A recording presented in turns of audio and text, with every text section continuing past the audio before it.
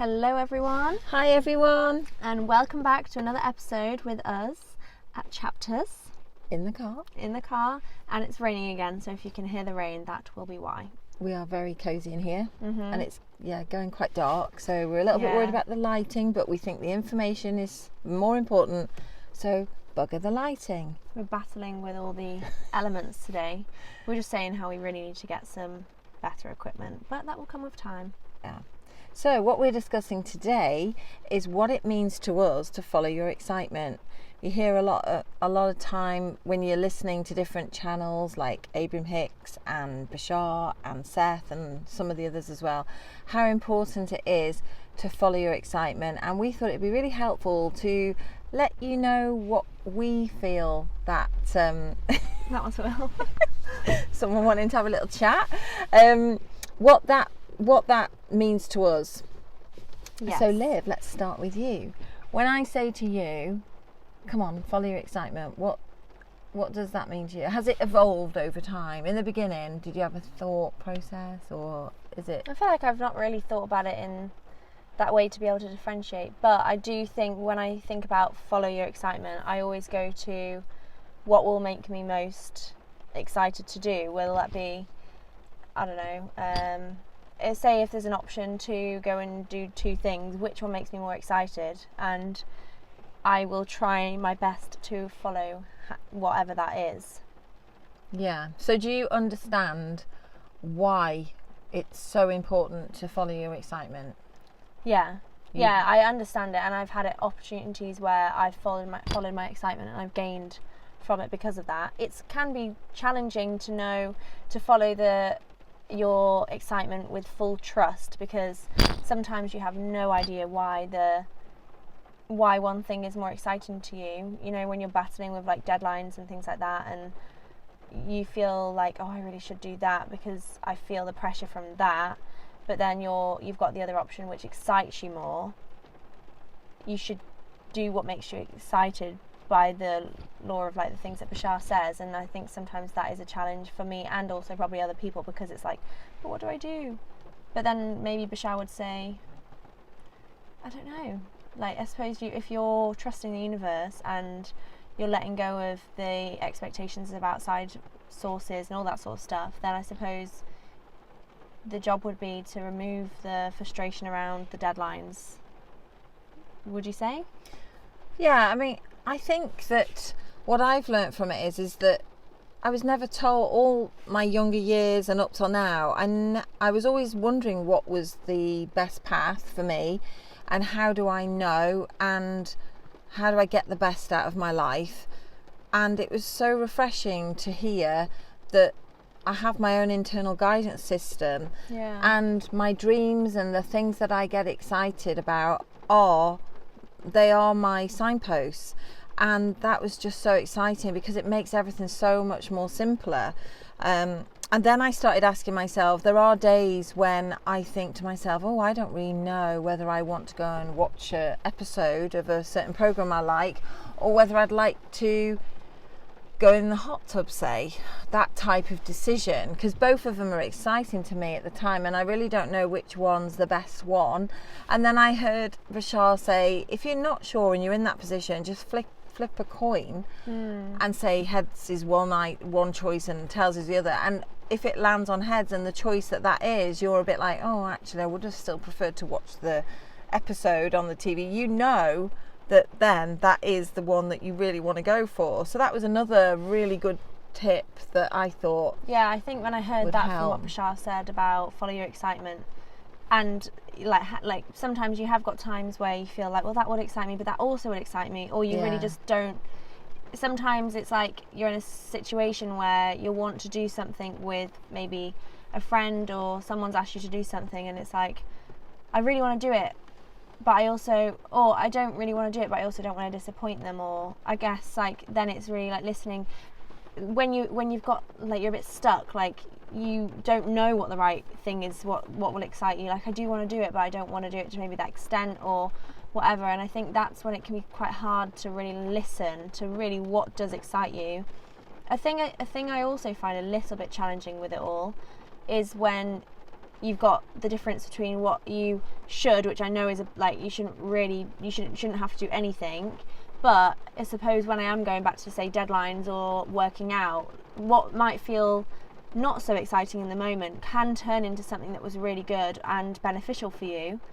And like we were talking in our last episode about, when you do one thing that seems difficult, it then leads on to other great things, whereas if you'd have followed your excitement, which might have been watching a film, that can lead to living a very relaxed, not relaxed, that's the wrong word, but very you're not creating any momentum for other things to come. So I suppose, do you know any how to what you do about those types of situations? Well, I think that's where inspired action comes in, that when you're feeling in the right way, so you're following your excitement and you're meditating and you're leading that kind of life, and you're allowing the universe to unfold for you, then things like if your body would benefit from exercise, I feel that the messages I'm starting to listen to are saying that you would be inspired to exercise. But it is. But what if you're not? Because there are some days where I really want to, and it's even every day you wake up, like we were saying earlier, you don't want to wake up early when you want to get up, but after those first 5 minutes of getting up, you're glad you've got up. But how can you tell yourself in that moment that, oh well, I'm actually more excited to go to bed, so I'm going to go back to bed? Yeah, that's the bit where I'm like, if I was following it to my truest self, which one would be the correct way? Yeah, I'm the same with that. I find there are areas where I just want to eat a big fat cream cake. Which would be the most exciting. Yeah, or you go to a garden centre and you're just really excited because they've got cream tea, scones and jam and stuff like that, and I love stuff like that. So for me, that would be my highest excitement. So I'm still struggling with that one. However, it has helped me a lot to check in with myself on a day-to-day basis and respect that my higher self knows where I want to go. Abraham Hicks described it as saying that your higher self, you've put into all your desires and everything, your higher part of yourself, your higher soul, sometimes people say, that knows exactly where you're looking to go in your life. And your excitement is your guidance system for that.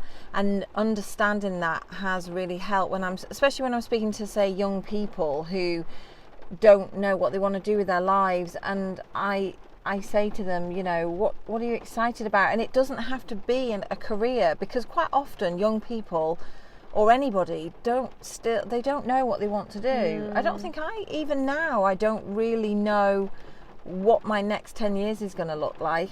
I wouldn't be able to tell you that now. I've got ideas of what I would like, but I wouldn't be able to. A lot of the excitement is that you don't know, because there's things that will pop up, you don't know when you're going to meet someone that's going to change the trajectory of your life. Anything can happen. Do you not think at school where it all starts from a young age, where everything's about, oh, who do you want to be? What do you want to be? A policeman, a nurse, or whatever. And it's about this fear. It's about protecting you from what could happen. So let's get you in a good job where you're earning a good wage and you know where you're going, and you're not taught to just trust your own guidance system and your dreams and and whatever it is that is interesting you. And you might say to me, oh well, how can be exciting, I'm excited right now about, I want to go and buy a bar of chocolate from the garage. How is that going to ever help me in life? Well, you don't know why you're being guided to go and get the chocolate. That might be the only thing that day that gets you off your butt. If you suddenly got the inspired action to go off to the shop and get a bar of chocolate, you might say, well, that's why, how is that going to help me with my future? The thing what we don't know is who we're going to meet along the way. It's synchronicity.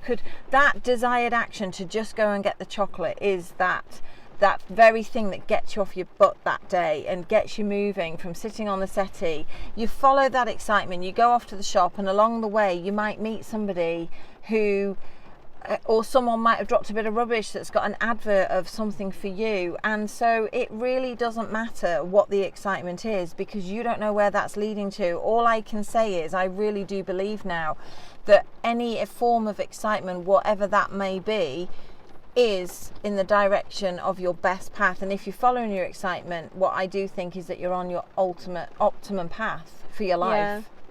And that's so helpful, isn't it? Yeah. One story I do think really is an example of that to me is my friend Polly, who she started off wanting to be a presenter, a radio presenter. So she followed those paths as much as she could. She really took the action that she needed to take to get there, followed by the things that were coming to her.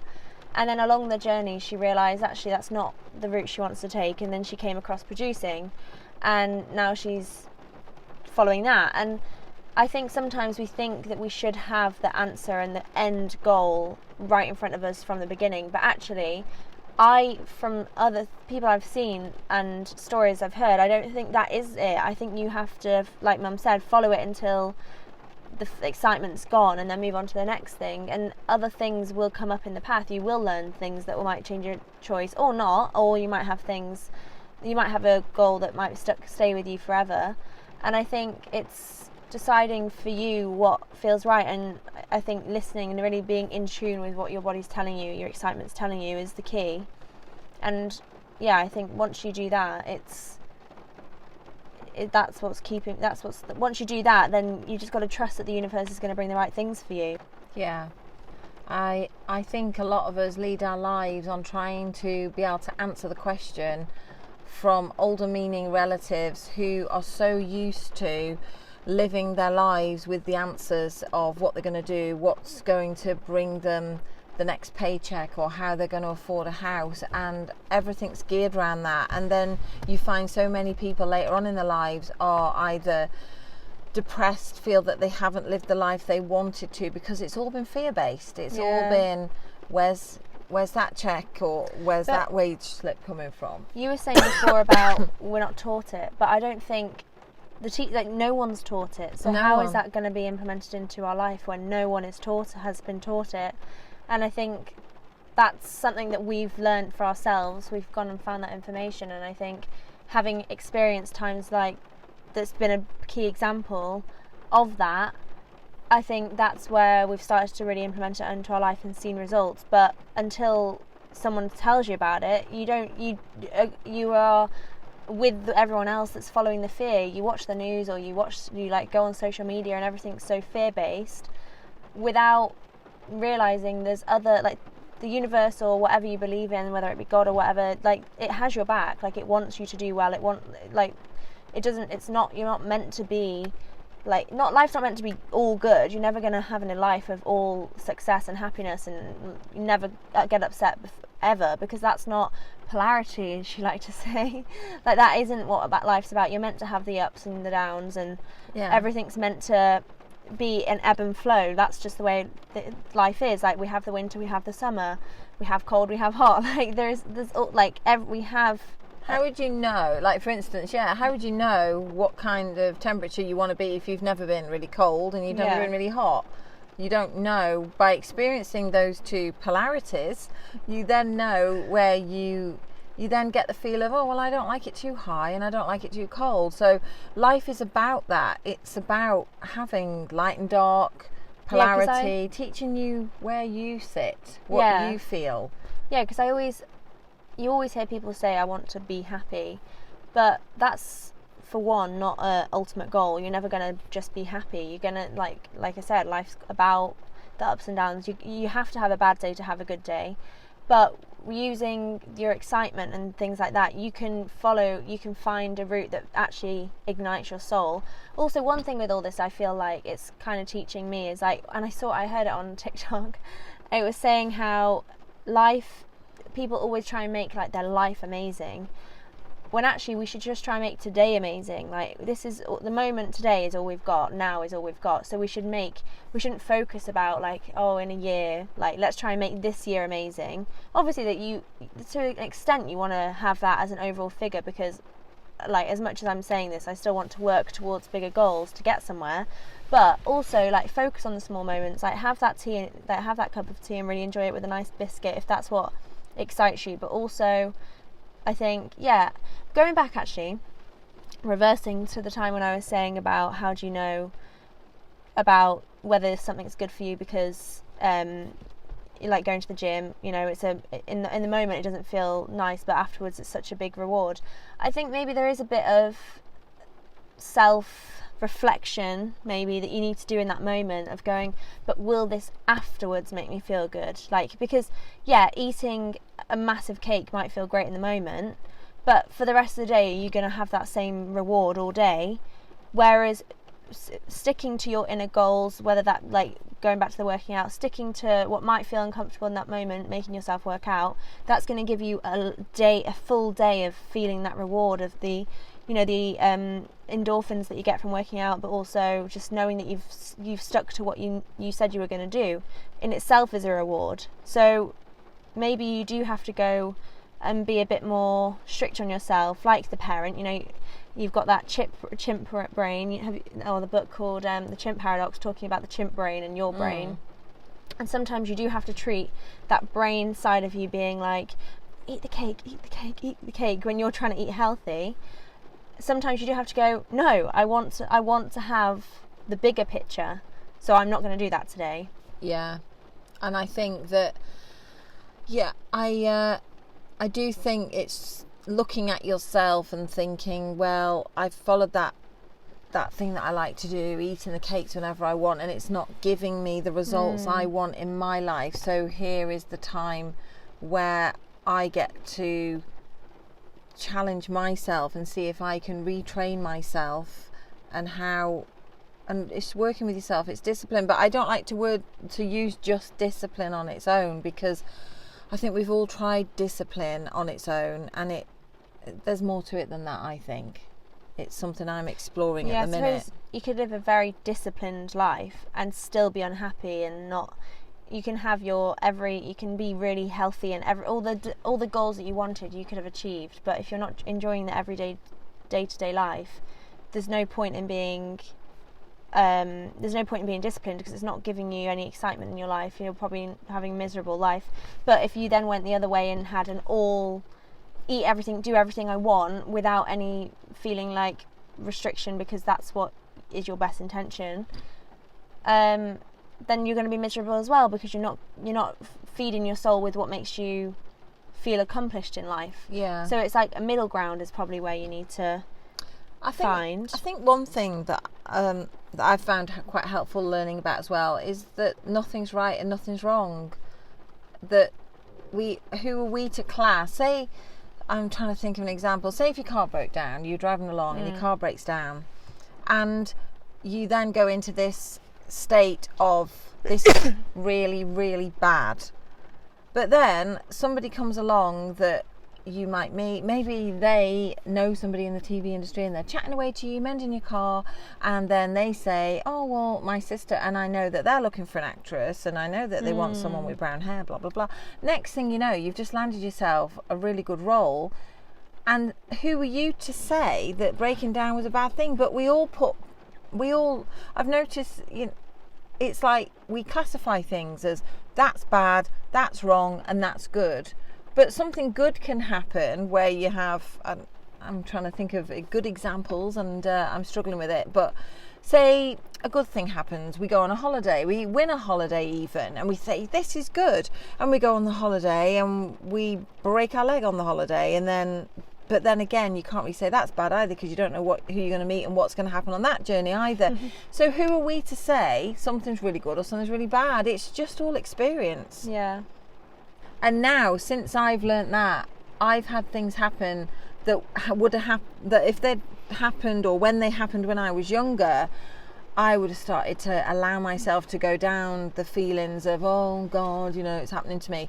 Now I'm not like that. Things happen and I'm like, oh, what's interesting here? What's this going to bring? Or what am I learning in this moment? And I'm so different now to what I used to be. I look for the opportunities in life, and I I don't take things, I'm still probably, when things good, what I class as good happen, I get excited still. But really what I'm saying is it's all just a mixture of all sorts, really. Yeah, definitely. I hope anybody listening to this really gets some help with their life, that whatever's going on in your life right now, look for the opportunities, look for what might be the reasons you're experiencing it. And it doesn't always have to be a set reason, it can just be a feeling. And then look at what's exciting you and think to yourself, I might just go off to watch that film tonight at the cinema because I'm excited, because it might be the message in the film, or it could be anything. It could be that you break down and you're then going to meet somebody that helps you. But try to be guided by your inner guidance system is what I wanted to say. And also try not to get too stressed if you don't know what you want to do with your life. I don't think we're meant to know what we're meant. I think we're meant to live in the moment. I think one thing, like, we're meant to try and take the pressure of knowing everything and use life as more of an experience. Like, if you listen to any of Bashar's stuff, he views death as such a moment. Like, life and death is such a how exciting, infinite thing that it's like it's like death isn't seen as this big thing that as humans view it as. And I think seeing it in that way, and life being so precious but also kind of not, like the complete opposite of precious. Like, we live so many lives, it's just our soul can only remember this one. So just using it as a chance to experience all the experiences, which obviously is a lot easier said than done when you've got outside sources that feel like they're challenging you. But again, like, we're here to experience things, we're here to learn the bad and the good of life, because you don't want to come away from this soul journey and be the same as you were. Like, we come to earth to learn, so use it as tools and take every opportunity that you can to grow from it. And it's positives and negatives in everything, and it's our jobs to find what we can from each side. And again, like Mum said, there's no wrong or right, there's no should, there's none of that. We're just experiencing it, and viewing it from a level playing field is what will get us to see things differently, and just changing your perspective on what's right and wrong, because you really do not know the deeper meaning behind it. And also to try and see a bigger picture than what is presented in front of you, because sometimes we get so focused on that, but if it wasn't this, this didn't happen, then I would have been this. But then you don't know if that even was going to happen. Something could have changed, it's a bit like if you miss a train, you don't know that train would actually get there. Maybe you're meant to jump off it because it was going to break down for another 3 hours, or it was going to crash, or you don't know. So yeah. And also, one point I wanted to make was about sometimes I don't feel excited about anything, and that has puzzled me too.